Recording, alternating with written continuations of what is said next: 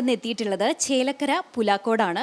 അപ്പോൾ നമുക്കൊരു കിടിലൻ വിഭവം ഉണ്ടാക്കി തരാനായിട്ട് ഇവിടെ ദൃശ്യ ചേച്ചിയും പ്രിയ ചേച്ചിയും തയ്യാറായിട്ട് നിൽക്കുന്നുണ്ട്. അപ്പോൾ നമുക്ക് ആദ്യം എന്താണ് വിഭവം എന്നറിയാം. എന്താണ് ഇപ്പോൾ നമുക്ക് ഇന്ന് ഉണ്ടാക്കാൻ പോകുന്നത്? ഇളനീർ പായസമാണ്. ഇളനീർ പായസമാണ്. നല്ല ഹെൽത്തി ആയിട്ടുള്ളൊരു പായസമാണ് അല്ലേ? അപ്പോൾ നമുക്ക് ആദ്യം തുടങ്ങാം. അതിനു മുമ്പ് എങ്ങനെയാണ് ഇപ്പോൾ ഓണം എവിടം വരെ ആയിട്ട് നിൽക്കുന്നു? ഓണം ഇപ്പോൾ നമ്മൾ പൂരാടാണല്ലോ. അപ്പം ഇനിയിപ്പോൾ തിരുവോണത്തേക്ക് എത്തി പറയാം. ദൃശ്യ ചേച്ചിക്ക് കുറച്ച് ടെൻഷനൊക്കെ ഇങ്ങനെ വരുന്നുണ്ട് അല്ലേ? അത് നമ്മൾ പായസം പതിയെ ഉണ്ടാക്കുമ്പോ ആ ടെൻഷൻ എന്താ ചെയ്യുന്നത്? ഞാൻ ഹൗസ് വൈഫ് ആണ്. പ്രിയ ചേച്ചി എന്താ ചെയ്യുന്നത്? ഞാൻ കേരള ബാങ്കിൽ വർക്ക് ചെയ്യുന്നു. അങ്ങനെ അവിടെയൊക്കെ ഓണം ആഘോഷിച്ചോ? സെലിബ്രേഷൻ കഴിഞ്ഞിട്ട് വരുന്ന വരവാണ്. ഇപ്പൊ എല്ലാം ഇവിടുത്തെ ഓണം കളർഫുൾ ആണല്ലോ അല്ലെ? എങ്ങനെ അവിടെ സദ്യയും ഓണ പ്രോഗ്രാംസ് ഒക്കെ നന്നായിരുന്നു. ഓക്കെ, അപ്പൊ എന്തായാലും നമുക്കിനി അധികം വൈകാതെ തന്നെ പായസത്തിലേക്ക് അടക്കാം. അപ്പൊ ആദ്യം എന്തൊക്കെയാണ് ഇതിന് വേണ്ട ഐറ്റംസ്? എന്താണ്? പാല് 1.5 ലിറ്റർ പാൽ എടുത്തിട്ടുണ്ട്. ഒരു 200 ഗ്രാമോളം പഞ്ചസാര, പിന്നെ കണ്ടൻസ്ഡ് മിൽക്ക്, പിന്നെ കുറച്ച് കൂവപ്പൊടി. അത് നമുക്ക് വേണമെങ്കിൽ ചേർത്താൽ മതി, ഒന്ന് കുറുകി വരാൻ വേണ്ടിയിട്ട് മാത്രം. പിന്നെ ഇളനീരിന്റെ പൾപ്പ്, പിന്നെ ഇളനീര് ഞാൻ ചെറുതായി കട്ട് ചെയ്ത് വെച്ചിട്ട്, പിന്നെ ഒരു നാളികേരപ്പാല്, അത് ഒരു തേങ്ങയുടെ നാളികേരപ്പാലും, അതിൽ കുറച്ച് ഏലക്കായ 2-3 ചേർത്തിട്ടാണ് ഞാൻ അതിൽ അരച്ചിട്ടുള്ളത്. പിന്നെ കാഷ്യൂനട്ട്. അപ്പൊ ഇത്ര ഐറ്റംസ് വേണ്ടു. വളരെ കുറഞ്ഞ ഐറ്റംസ് ആണ്. നമുക്ക് പെട്ടെന്ന് തന്നെ ഉണ്ടാക്കാൻ പറ്റുന്ന ഒരു പായസമാണ് അല്ലെ ഇളനീര്. അപ്പൊ നമുക്ക് ഗ്യാസ് കത്തിക്കാം അല്ലെ? നമുക്ക് പാൽ ഒഴിച്ചു കൊടുക്കാം. 1.5 ലിറ്റർ പാല്. ഇത് ഇപ്പോ ഏകദേശം എത്ര ഇളനീര് എടുത്തിട്ടുണ്ടാവും? 5 ഇളനീര് വേണം. അതിലേക്ക് 1.5 ലിറ്റർ പാല് വേണം അല്ലേ? ഓക്കെ. ഇത് നമുക്ക് കുറച്ച് 1 ലിറ്ററോളം ആക്കാം തിളപ്പിച്ചിട്ട്. അല്ലെങ്കിൽ പിന്നെ ആ ഒരു ഫ്ലേവറിലാണെങ്കിലും മതി. കുറച്ച് കുറുകി വരുന്നെങ്കിൽ മാത്രം ഞങ്ങൾ ഇട്ടാൽ മതി എന്ന് മാത്രം. ഇതൊക്കെ ഒന്ന് നന്നായിട്ട് തിളച്ച് വരണം. ഈ പാല് തിളക്കേണ്ട ഒരു സമയമേ ഉള്ളൂ അല്ലെ? അത് കഴിഞ്ഞാൽ പെട്ടെന്ന്. എങ്ങനെയാണ് ഓണത്തിന് സാധാരണയായിട്ട് ഇളനീർ പായസമാണോ ഉണ്ടാക്കുക അതോ? അല്ല, ഓണത്തിന് ഇളനീരല്ല. വീട്ടിലൊക്കെ ഞാൻ ചിലപ്പോ ബീട്രൂട്ട് അങ്ങനെയുള്ളതൊക്കെ വെക്കാറുണ്ട്. ബീട്രൂട്ട് ഉണ്ടാക്കും, ക്യാരറ്റ് ഉണ്ടാക്കാറുണ്ട്. ഇടയിൽ ചിലപ്പോ മാറ്റി ഇങ്ങനെ ഓരോന്ന് വെക്കും. അപ്പൊ ഇളനീർ പായസങ്ങള് പരീക്ഷിക്കാൻ ഇഷ്ടം. അപ്പൊ മക്കള് പറഞ്ഞു ഇളനീര് മതി എന്ന് പറഞ്ഞു. അപ്പൊ പിന്നെ ഇളനീർക്ക് മാറ്റി. എങ്ങനെയാണ് ഓണത്തിന് എല്ലാ ഫുഡും? ഇപ്പൊ ഒക്കെ ഒരുപാട് ആളുകൾ കാറ്ററിംഗ് സർവീസിനെ ആശ്രയിക്കാറുണ്ട് അല്ലെ? കാരണം ഫുഡൊക്കെ വരുത്തിക്കാറുണ്ട്. എങ്ങനെയാണ്? വീട്ടിലാണോ എല്ലാം? ദൃശ്യം എല്ലാം ഒന്നും മേടിക്കാറില്ല, വീട്ടിൽ തന്നെ ഉണ്ടാക്കാറുണ്ട്. പ്രിയ ചേച്ചി എങ്ങനെയാ? അതെ, നമ്മള് വീട്ടിലാണ് കൂടുതലും തയ്യാറാക്കുക. പുറത്തുനിന്നൊന്നും മേടിക്കാറില്ല. പായസം ഒക്കെ പ്രിയ ചേച്ചിക്ക് ഏറ്റവും ഇഷ്ടമുള്ള പായസം ഏതാ? എനിക്ക് അടപ്പായസാണ് ഇഷ്ടം. അടപ്രഥമൻ ഇഷ്ടമാണ്. ഓണത്തിന് അതാണോ ഉണ്ടാക്കുക? പാലട അല്ല, സാധാരണ അടപ്രഥമൻ ശർക്കരയിൽ ഉണ്ടാക്കുക. എങ്ങനെയാണ് ഓണത്തിന് അടപ്രഥമനാണോ ഉണ്ടാക്കുക? ഇല്ല, നമ്മള് ഗോതമ്പ് ഉണ്ടാക്കും, പരിപ്പ് പായസം ഉണ്ടാക്കും. അടി പിടിക്കാതെ ഇളക്കിക്കൊണ്ടേ ഇരിക്കണം, പാട കെട്ടി വരരുത്. അതുകൊണ്ട് ഇങ്ങനെ പണ്ടൊന്നും നമ്മള് പിന്നെ ഇങ്ങനത്തെ പായസങ്ങളൊന്നും ഇടാറില്ല. അന്നൊക്കെ പറഞ്ഞു കഴിഞ്ഞാൽ ആ പരിപ്പ്, ഗോതമ്പ്, എല്ലാം വെറൈറ്റികളാണല്ലോ. ശരീരത്തിലേക്ക് കൂടി ഒരുപാട് നല്ലതായിട്ടുള്ള ഒരു പായസമാണ് അല്ലെ? എങ്ങനെയാ വീട്ടുകാർക്ക് ഇഷ്ടമാണോ ഇളനീര് പായസമൊക്കെ? ഉണ്ടാക്കി കൊടുത്തപ്പോ ഇഷ്ടപ്പെട്ടു. ഇത് മുൻപ് ഇപ്പൊ പരീക്ഷിച്ചിട്ടുണ്ട് അല്ലെ? ഒരു പ്രാവശ്യം ഞാൻ നോക്കി. അപ്പൊ ഇതിന് വേണ്ടിട്ട് ഒരു പ്രാവശ്യം നോക്കി. അപ്പൊ എല്ലാവർക്കും ഇഷ്ടപ്പെട്ടു. ബീട്രൂട്ടാണ് ഉദ്ദേശിച്ചത്. അപ്പൊ മക്കൾക്ക് ബീട്രൂട്ട് വേണ്ട, കരിക്കും മതി പറഞ്ഞപ്പോ ഞങ്ങൾ ഇതിലേക്ക് തീരുമാനിച്ചു. എങ്ങനെയാണ് സാധാരണ ഓണൊക്കെ വീട്ടില് എങ്ങനെയാണ് ആഘോഷിക്കാറുള്ളത്? പറഞ്ഞ വീട്ടിൽ ഇതുപോലെ സദ്യ ഉണ്ടാക്കും. അവിടെ നിന്ന് ഉണ്ടാക്കിയൊക്കെ കഴിച്ചു കഴിഞ്ഞിട്ട് ഇങ്ങോട്ട് വീട്ടിലേക്ക് വരും. എന്റെ വീട്ടിലോട്ട് പോകും. എല്ലാവരും കൂടി ചെറിയ കളികളൊക്കെ സംഘടിപ്പിച്ച് പിന്നെ ഓണപരിപാടികളൊക്കെ നടത്തും. ഞങ്ങളെല്ലാവരും പിള്ളേരും ഞങ്ങളെല്ലാവരും കൂടിയിട്ട് ചെറിയ ഓണത്തിനല്ല, അങ്ങനെ അല്ലാണ്ട് പോവാറുണ്ട്. യാത്രകളൊക്കെ പോവാറുണ്ട്. ഓണം ഇപ്പോഴും വീട്ടുകാരുടെ കൂടെ ആഘോഷിക്കാനാണ് ഇഷ്ടം. അവിടെ ചേട്ടന്റെ വീട്ടിൽ ആഘോഷിച്ച് കഴിഞ്ഞിട്ട് എന്റെ വീട്ടിലോട്ട് വരും. അവിടുന്ന് ഫുഡൊക്കെ കഴിച്ച് ഇങ്ങോട്ട് ഉച്ചയാകുമ്പോഴേക്കും ഞങ്ങൾ ഇവിടെ എത്തും. പിന്നെ ഇവിടെ എല്ലാവരും ഇവിടെ കൂടും. പിന്നെ ഞങ്ങൾ വൈകുന്നേരം ഇതുപോലെ ഓണപരിപാടികൾ ചെറുതായിട്ട് നടത്തും. എന്നിട്ട് ഗിഫ്റ്റുകളൊക്കെ ഞങ്ങൾ ഇങ്ങോട്ട് മാറും. അങ്ങനെയൊക്കെ ഞങ്ങൾ ചെയ്യും. ഓക്കെ, അപ്പൊ അടിപൊളി ആക്കാറുണ്ട്. പാലിങ്ങനെ തിളച്ച് വരുന്നുണ്ട് അല്ലെ? ഞങ്ങളൊന്ന് തിളപ്പിച്ച് വെച്ചതാണ്. പാലിൽ വെള്ളം ചേർക്കണ്ടോ അതോ? ഇല്ല, വെള്ളം ചേർത്തിട്ടില്ല. വെള്ളം ചേർക്കാൻ ഇതിൽ നമ്മൾ വെള്ളം ഉപയോഗിക്കുന്നില്ല, പാല് മാത്രമാണ് അല്ലെ? ഓക്കെ. ഇതിങ്ങനെ കുറുകി വരണം, ഒരു റെഡിഷ് കളർ. അതാവുമ്പോഴാണ് ടേസ്റ്റ്. പിന്നെ നമുക്ക് സമയത്തിനനുസരിച്ച് അത് കൂട്ടും ചെയ്യാം. ആ കളർ കിട്ടിയാലാണ് ശരിക്കും അതിൻ്റെതായ ടേസ്റ്റ് വരുള്ളൂ. ചേച്ചിയുടെ ഏറ്റവും ഹൈലൈറ്റ് ഐറ്റം ഏതാണ്? ഏറ്റവും കൂടുതൽ വീട്ടുകാരൊക്കെ പറയുന്നത് ഏത് ഐറ്റം ഉണ്ടാക്കിയാലാണ് ഏറ്റവും സൂപ്പർ എന്ന് പറയാറുള്ളത്? അങ്ങനെ ഏതെങ്കിലും item ഉണ്ടോ? മക്കളാണെങ്കിൽ ഞാൻ ഏത് ഐറ്റം ഉണ്ടാക്കിയാലും അതന്നെ. അവര് നല്ലതെന്ന് പറയൂ. കാരണം പൊട്ടാന്ന് പറഞ്ഞാൽ പിന്നെ അമ്മ ഉണ്ടാക്കി തന്നില്ല. നന്നായിട്ടില്ലേ അതന്നെ അത് ചോദിക്കും. എങ്കിലും ഏറ്റവും കൂടുതലായിട്ട് എപ്പോഴും ഉണ്ടാക്കാറുള്ളത് എന്താണ്? എനിക്ക് പിന്നെ ഇങ്ങനെ എല്ലാം ഉണ്ടാക്കാൻ ഭയങ്കര ഇഷ്ടമാണ്. പാചകം ഭയങ്കര ഇഷ്ടാണ്. ഇതിലും ഇഷ്ടമാണ്. അപ്പൊ ഇനി എന്തെങ്കിലും ഉണ്ടാക്കി കൊടുത്തു കഴിഞ്ഞാൽ മോൻ പിന്നെ നല്ലതില് എല്ലാം എന്നെ സപ്പോർട്ട് ചെയ്യും. ആരാണ് സപ്പോർട്ട് ചെയ്യാത്ത ആള്? മകളാണോ? സപ്പോർട്ട് കുറവാണല്ലേ? അവൻ പറയും, മോൻ പറയും, അമ്മ എന്തുണ്ടാക്കിയാലും ടേസ്റ്റ് ആണ്, നല്ല ടേസ്റ്റ് ഉണ്ട്. അല്ലെങ്കിൽ പലപ്പോഴും പറയാറുണ്ട് ആൺമക്കൾക്ക് അമ്മമാരോട് എന്തോ ഒരു കുറച്ച് സ്നേഹമുണ്ട്. അങ്ങനെ തോന്നിയിട്ടുണ്ടോ? അതെ, പറയണമെന്നുണ്ട്. പക്ഷെ മുമ്പിലും നിൽക്കുന്നുണ്ട്. ഇത് കഴിഞ്ഞാൽ അങ്ങോട്ട് പോണ്ടേ, അതുകൊണ്ടുള്ള ഒരു ചെറിയൊരു ടെൻഷനിലാണ് പറയാതിരുന്നത്. ശരിക്കും അങ്ങനെ തന്നെ. എങ്ങനെയാണ് പ്രിയ ചേച്ചിക്ക് എങ്ങനെയാ തോന്നിയിട്ടുള്ളത്? ഇവിടെ കൂടുതലും എന്നെ സപ്പോർട്ട് ചെയ്യുന്ന ഭർത്താവാണ്. അതെ, മക്കളെ സപ്പോർട്ടേ ചെയ്യാറില്ല. മാത്രമല്ല പ്രിയ ചേച്ചിയുടെ ഹസ്ബൻഡ് മോഹനേട്ടൻ മുൻ പഞ്ചായത്ത് മെമ്പറും കൂടിയാണ് അല്ലേ? അപ്പൊ മോഹനേട്ടനാണ് കട്ട സപ്പോർട്ട്. മക്കളെ വല്ലാതെ സപ്പോർട്ട് ചെയ്യാറില്ല. കുഴപ്പമില്ല. മോഹനേട്ടൻ അറിയാം ഭാര്യയെ സപ്പോർട്ട് ചെയ്തിട്ടേ കാര്യമുള്ളൂ. മോള് തൊടുപുഴയാണ്. ഇപ്പൊ ഹോസ്റ്റലിൽ നിന്ന് വരുമ്പോ നമ്മുടെ ഫുഡൊക്കെ അമ്മ അത് മിസ് ചെയ്യണു അത് മിസ് ചെയ്യണു എന്ന് ഇങ്ങനെ പറയും. ഹോസ്റ്റലിൽ നിൽക്കുമ്പോഴാണ് തോന്നുന്നത് അല്ലേ? അമ്മയുടെ കൈപ്പുണ്യൊക്കെ അവര് അറിയുന്നത്. അത് ശരിയാ പറഞ്ഞത് കേട്ടോ. അവള് മോളും ഇതാണ്. മോളും ഹോസ്റ്റലിലാണ്. തന്നെ. എന്താണ് ചെയ്യുന്നത്? മക്കൾ എന്താ ചെയ്യുന്നത്? മോള് ബികോം എവിടെയാ? തൊടുപുഴയില് എഞ്ചിനീയറിംഗിന്. ഓക്കെ. അപ്പൊ വരുന്ന സമയത്താണ് നല്ല നല്ല ഫുഡൊക്കെ ഉണ്ടാക്കി കൊടുക്കാനുള്ള ഒരു അവസരം കിട്ടാറ് അല്ലേ? അപ്പൊ പറയാം, അമ്മ മീൻകറി ഉണ്ടാക്കി വെക്കി, അങ്ങനെ ആ കറി വേണം ഈ കറി വേണം എന്നൊക്കെ മോള് വന്നിട്ട് പറയും. അപ്പൊ അതൊക്കെ ഉണ്ടാക്കി കൊടുക്കും.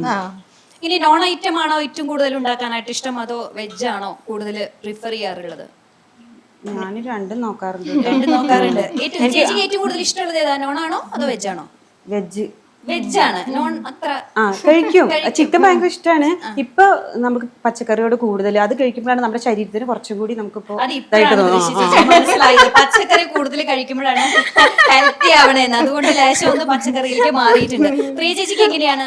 ഇവിടെ ഞാൻ കൂടുതലും വെക്കുന്നത് നോൺ വെജ് ആണ് നന്നാവുക എന്നാണ് പറയുക. മോന് സപ്പോർട്ട് ചെയ്യുക, അമ്മയുടെ നോൺ വെജിനോടാണ് കൂടുതൽ താല്പര്യം. നോൺ വെജ് ആണ് വെച്ചാൽ അവർക്ക് കഴിക്കാൻ ഇഷ്ടമുള്ളതുകൊണ്ടായിരിക്കാം. ഇനി വെജ് വെച്ചത് നാശം അല്ലേ?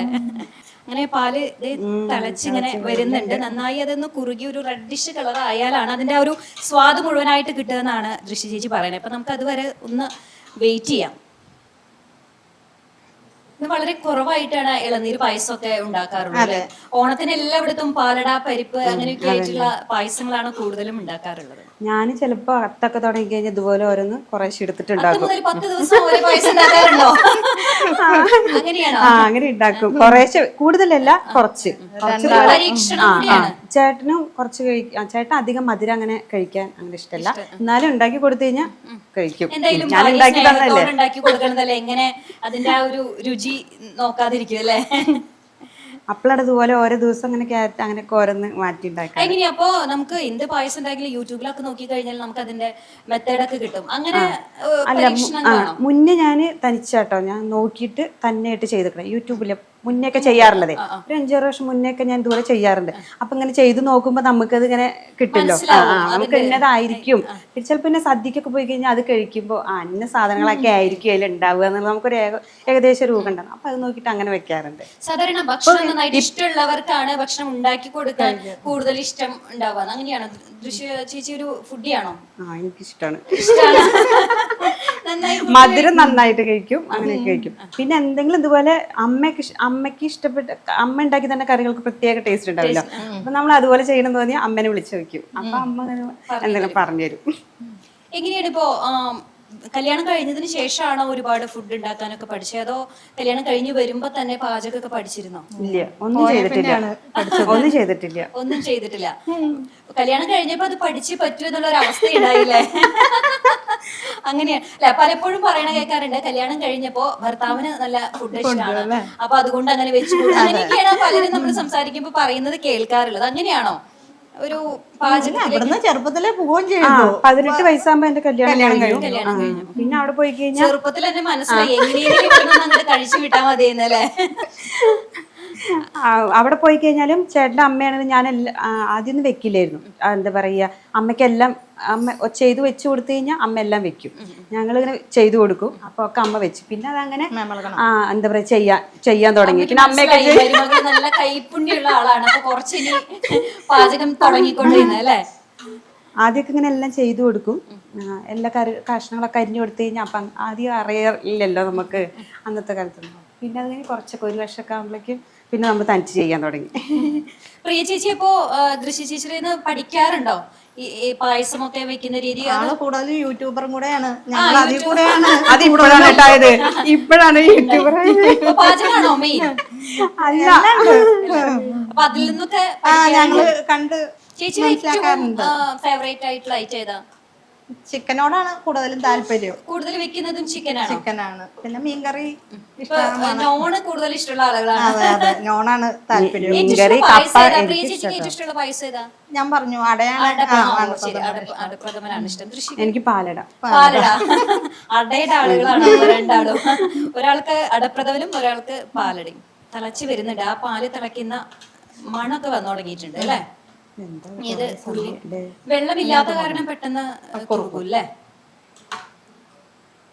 ഈ ഓണത്തിന് എന്തെങ്കിലും സ്പെഷ്യൽ വിഭവം ഉണ്ടാക്കാൻ പ്ലാൻ ഉണ്ടോ? സാധാരണ എല്ലാ കറികളും വെക്കാറുണ്ടോ? എല്ലാ കറികളും ഒരുവിധം വെക്കും. ഒരു വിധം 10-12 അങ്ങനെ എന്തായാലും 10-12 എന്തായാലും 12 കറികൾ എന്തായാലും. അപ്പോഴാണ് ഓണം അപ്പൊ നമുക്ക് ആ ഒരു അല്ല നമുക്ക് ഒരു സദ്യയും കൂടി വെച്ച് ഇങ്ങനെ കറികൾ ഇങ്ങനെ വിളമ്പണല്ലേ? അപ്പോഴാണ് ആ ഒരു ഫീല് വരുന്നത്. എല്ലാ കറികളും ഉണ്ടാക്കും. കറികളും കൂട്ടി ആ പായസം കൂട്ടി അങ്ങോട്ട് കഴിച്ചാലല്ലേ. ഒരു പായസമാണോ ഓണത്തിന് 2 തരം പായസം ഒക്കെ ഉണ്ടാക്കാറുണ്ടോ? ഇല്ല, ഓരോ തരം പായസം. ഒരു തരം പായസം എല്ലാ ദിവസവും ഉണ്ടാക്കണ്ടല്ലോ പായസം. അതെ, അത്തം മുതൽ തിരുവോണം വരെ അല്ലേ? തിരുവോണം കഴിഞ്ഞാൽ ഇല്ല, തിരുവോണം കഴിഞ്ഞ് പിറ്റത്തെ ദിവസം 10 പായസം. പിറ്റേ ദിവസം നമുക്ക് ചിക്കൻ. ആ 10 ദിവസത്തെ ക്ഷീണം മാറ്റാൻ ചിക്കൻ. എന്തായാലും ഹസ്ബൻഡും മക്കളൊക്കെ പായസം കുടിച്ച ഒരു വിധാവും അല്ലേ? മധുരപ്രിയരാണ്. അപ്പൊ അങ്ങനിപ്പോ പാല് ഏകദേശം തിളച്ച് വന്നിട്ടുണ്ട് അല്ലെ? ഇനി നമുക്ക് എന്താണ് ആദ്യം ചേർക്കേണ്ടത്? പഞ്ചസാര. മധുരം എങ്ങനെയാണ്? ഇപ്പൊ ഒരു 1.5 ലിറ്റർ ഞാനൊരു 200 ഗ്രാം പഞ്ചസാരയാണ്. മധുരത്തിനനുസരിച്ച് കൂട്ടും കുറയ്ക്കൊക്കെ ചെയ്യാം അല്ലെ? അല്ലെങ്കിൽ നമുക്ക് ശർക്കര വേണമെങ്കിൽ ശർക്കര ആഡ് ചെയ്യാം കേട്ടോ. പഞ്ചസാരയാണ് കുറച്ചും കൂടി നല്ലത് തോന്നുന്നു അല്ലെ ശർക്കരയെക്കാട്ടിലും? കാരണം ഇതില് 2 പാലും ചേർക്കുന്നുണ്ട് അല്ലെ? നാളികേര പാലും ചേർക്കുന്നുണ്ട്.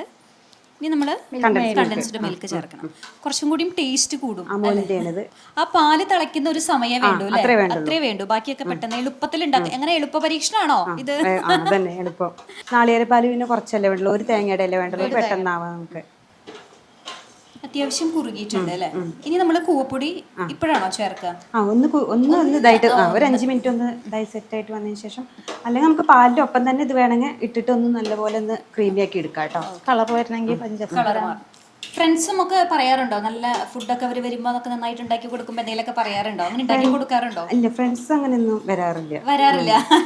ഫ്രണ്ട്സ് ഇല്ലാത്തതുകൊണ്ടാണ്. ഫ്രണ്ട്സ് ഉണ്ട്, പക്ഷെ ഇങ്ങനെ വീട്ടിലേക്ക് അങ്ങനെ വന്നിട്ടില്ല. ഇനി നമ്മള് കൂവപ്പൊടി ചേർക്കുകയാണ്.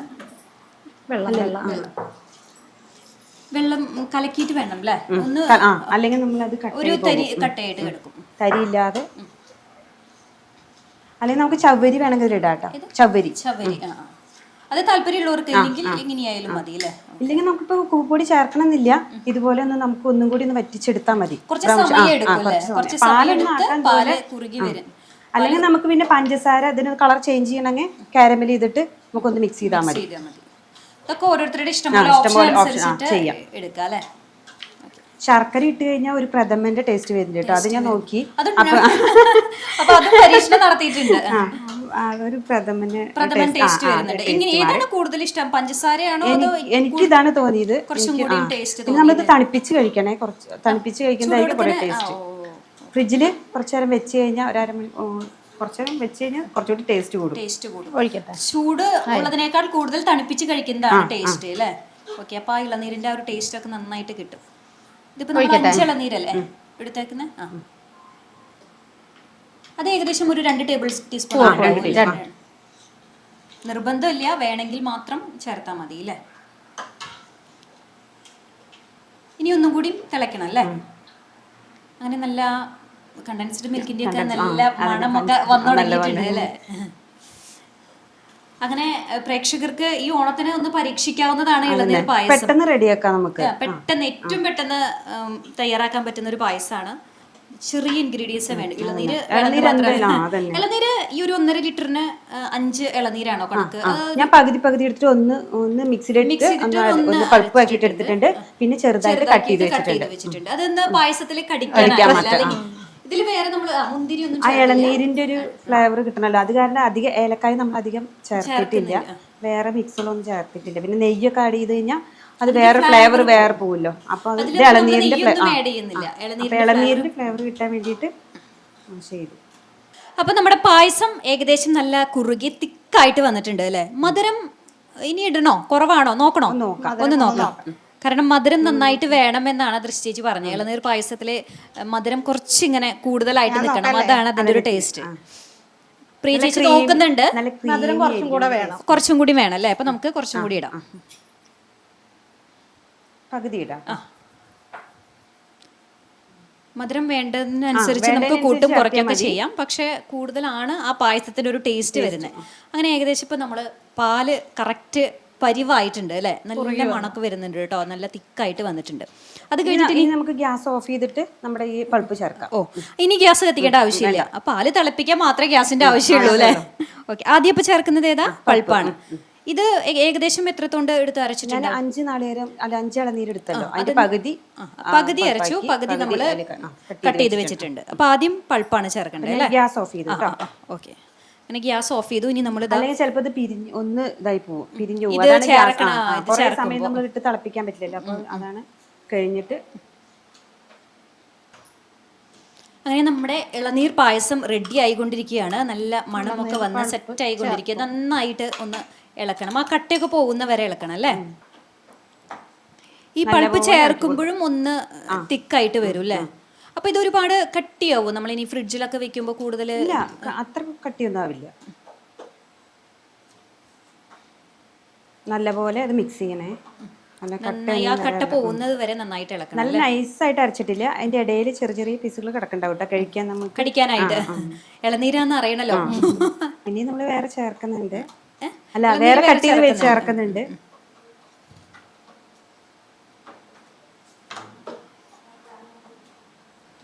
ഇനി നമ്മുടെ തേങ്ങാപ്പാലും അത് മിക്സ് ആയി. ഇനി നമ്മൾ തേങ്ങാപ്പാലാണ് ചേർക്കുന്നത് അല്ലെ. ഇത് ഒരു നാളികേരത്തിന്റെ പാൽ. ഇതിൽ ഏലക്കായ ഒരു 4-5 ഒന്ന് അരച്ച് ചേർത്തിട്ടുണ്ട്. അപ്പൊ ആ ഒരു സ്മെല്ലും കൂടി ഉണ്ടാവും അല്ലെ.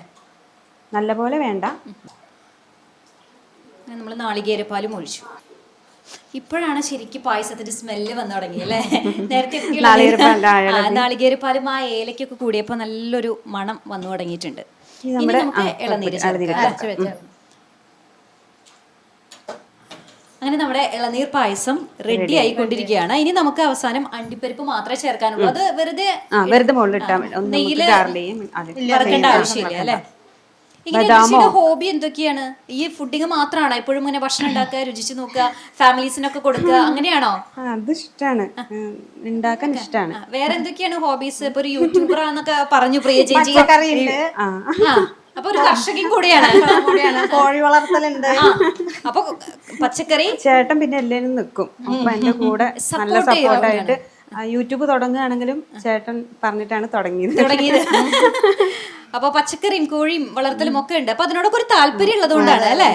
അപ്പൊ നമ്മുടെ പായസം റെഡി ആയിട്ടുണ്ട്. ഇനി നമ്മളിതാ ഈ ഒരു പാത്രത്തിലേക്ക് പകർത്തുകയാണ്. നല്ല മണമൊക്കെ വരുന്നുണ്ട്. രുചി എങ്ങനെയുണ്ട് എന്നുള്ളത് നമുക്ക് നോക്കിയിട്ട് തന്നെ പറയണം അല്ലെ. നന്നാവുമെന്നാണ് ദൃശ്യ ചേച്ചി പറയുന്നത്. കാരണം എല്ലാവരും നല്ല അഭിപ്രായമായിരുന്നു പായസം വെച്ച് കൊടുത്തപ്പോൾ. അതുകൊണ്ടാണ് അത് വീണ്ടും വീണ്ടും ഉണ്ടാക്കാനുള്ള ഒരു പ്രചോദനമൊക്കെ ആയത്. മാത്രമല്ല നമ്മുടെ TCV പ്രേക്ഷകർക്കായിട്ട് അതുകൊണ്ട് തന്നെയാണ് ഇളനീർ പായസം തെരഞ്ഞെടുത്തത്. ഓണത്തിന് ഉണ്ടാക്കി നോക്കണം, എല്ലാവരും എന്തായാലും ഓണത്തിന് ഉണ്ടാക്കി. വളരെ എളുപ്പത്തിൽ ഉണ്ടാക്കാൻ പറ്റുന്ന ഒരു പായസം അല്ലേ. അങ്ങനെ നല്ല ആ ഒരു കളർ കാണാൻ തന്നെ നല്ല ഭംഗിയുണ്ട് അല്ലേ. നല്ല തിക്കായിട്ട്. ഇത് നമുക്ക് കളർ ചേഞ്ച് ചെയ്യണമെങ്കിൽ നമുക്ക് പഞ്ചസാര കുറച്ച് നമുക്ക് കാരമൽ ചെയ്തിട്ട് ഒഴിച്ചാൽ അപ്പോൾ ഒരു ചെറിയൊരു റെഡിഷ് കളറും കൂടി വരും. ഓക്കെ, അങ്ങനെ നമ്മുടെ പായസം റെഡി ആയിട്ടുണ്ട്. ഇതിന് തന്നെ ഒരു കുറച്ചൊരു അലങ്കാരത്തിനായിട്ട് കുറച്ച് നട്ട്സും കൂടി ചേർക്കാം. അങ്ങനെ നമ്മുടെ പായസം, ഇളനീർ പായസം റെഡി ആയിട്ടുണ്ട്. അപ്പോൾ നല്ല ഹെൽത്തി ആയിട്ടുള്ളൊരു വിഭവമാണ്. അപ്പോൾ ദൃശ്യ ചേച്ചിയും പ്രിയ ചേച്ചിയും ഒക്കെ കൂടിയിട്ട് നമുക്ക് ഒരു നല്ലൊരു വിഭവം നമ്മുടെ പ്രേക്ഷകർക്കായിട്ട് പരിചയപ്പെടുത്തിയിരിക്കുകയാണ്. മാത്രമല്ല നേരത്തെ ദൃശ്യ ചേച്ചി പറഞ്ഞ പോലെ ഈ ഓണത്തിന് എല്ലാവരും ഇളനീർ പായസം, എന്താണ് ആ ഇളനീർ പായസത്തിന്റെ ആ ഒരു പ്രത്യേകത കൂടി നമ്മുടെ പ്രേക്ഷകരോട് പറയാൻ പറ്റുമോ? അല്ല, പെട്ടെന്ന് നമുക്ക് ഉണ്ടാക്കിയെടുക്കാം. ടേസ്റ്റും ആണ്, നല്ല ക്രീമി ആയിട്ടുള്ള ടേസ്റ്റാണ്. നമ്മുടെ കണ്ടൻസ്ഡ് മിൽക്കും എല്ലാം ചേർന്ന് കഴിയുമ്പോൾ പിന്നെ തണുപ്പിച്ച് കഴിച്ചാൽ ഒന്നുകൂടി ടേസ്റ്റ് കൂടും. ഒരു വെറൈറ്റി വേണമെന്നുള്ളവർക്ക് ചെയ്ത് പരീക്ഷിക്കാം. എപ്പോഴും സാധാരണ പാലട പരിപ്പ് ഒക്കെ ചെയ്യുന്നവർക്ക് വ്യത്യസ്തമായിട്ട് ഇത്തവണ ഓണത്തിന് നമുക്കപ്പോൾ ഇളനീർ പായസം തന്നെ പരീക്ഷിക്കാം. പക്ഷെ ഇത് എനിക്കിപ്പോ രുചിച്ച് നോക്കാൻ പറ്റില്ല, കാരണം നല്ല ചൂടാണ്. നേരത്തെ ദൃശ്യ ചേച്ചി പറഞ്ഞ പോലെ ഒന്ന് തണുപ്പിച്ച് കഴിക്കുമ്പോഴാണ് അതിന്റെ ടേസ്റ്റ് നന്നായിട്ട് അറിയുന്നത്. അപ്പോൾ എന്തായാലും ഒന്ന് തണുക്കട്ടെ, ഫ്രിഡ്ജിൽ വെക്കട്ടെ. അപ്പോൾ എല്ലാവർക്കും, എല്ലാ TCV പ്രേക്ഷകർക്കും ഒരിക്കൽ കൂടി ഞങ്ങളുടെ എല്ലാവരുടെയും വക ഓണാശംസകൾ.